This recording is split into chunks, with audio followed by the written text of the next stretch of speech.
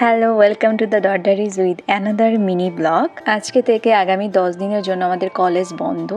তার মানে আমরা পাকা পেয়ে গেছি। তো এবার চলে যাচ্ছি বাড়িতে।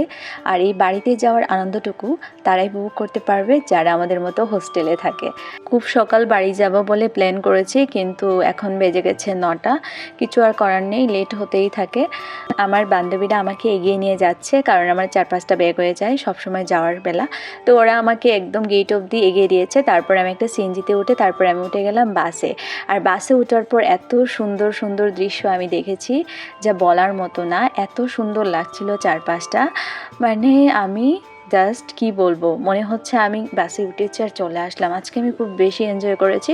কিন্তু দুঃখের বিষয়টা ঘটলো বাস থেকে নামার পর আমি যে আমাদের বাড়িতে যাব সিএনজি দিয়ে, সেখানে উঠে আমাকে 8 ঘন্টা মতো বসে থাকতে হয়েছে, কারণ কোনো প্যাসেঞ্জার নেই। আমি একাই বসেছিলাম সিএনজিতে। 8 ঘন্টার মতো অপেক্ষা করার পর যখন প্যাসেঞ্জার আসলো, তারপর ফাইনালি সিএনজিটা চালু করলো। এখন আমি মোটামুটি আমাদের গ্রামের পাশের গ্রামে চলে এসেছি। এই ব্রিজটা আর এই নদীটা সাথে আমার খুব ছোটোবেলার স্মৃতি অনেক জড়িয়ে আছে, স্কুল লাইফের স্মৃতি।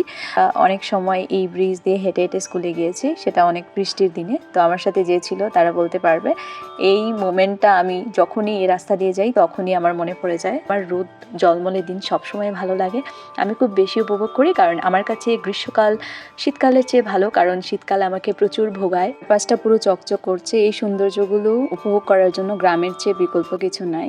Finally back to home. বাড়িতে আসার পরে আমার মেন কাজ হচ্ছে খাওয়া দাওয়া করা। তো আজকে ছিল আমাদের ভেজ ডে। আর আজকে যে আমি আসবো সেটা আমার মা জানে না, কেন জানি না। এরকম না বলে কয়ে আসাটা আমার অভ্যাস হয়ে গেছে। মানে আমি এখন প্রায়ই এরকম করি যে বলি না, আমি এসে পড়ি। এরকম সারপ্রাইজ দিতে আমার ভীষণ ভালো লাগে। আর আমার মাও এখন বুঝেই গেছে যে আমি বলে আসবো না, সেই জন্য মা এখন বেশি একটা জিজ্ঞাসাও করে না যে আমি কবে আসবো না আসবো।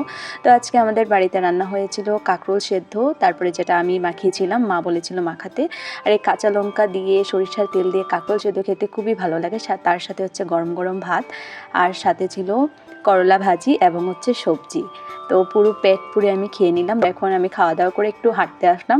বাড়ির সামনের গাছপালাগুলোকে দেখতে এসেছি। এখানে আমার খুব প্রিয় একটা গাছ আছে, যে গাছটা আমি ছোটো থেকে যেরকম দেখছি এখনও ওই রকমই আছে, এবং গাছটা শীতকালে খুব সুন্দর ফুল দেয়।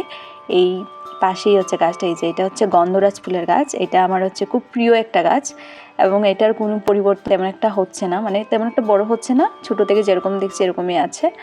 তারপর আমি এরকম পরিবেশ দেখে আমি দিয়ে দিয়েছিলাম এক ঘুম। সেই এক ঘুমে আমার একদম সন্ধে হয়ে গেছে।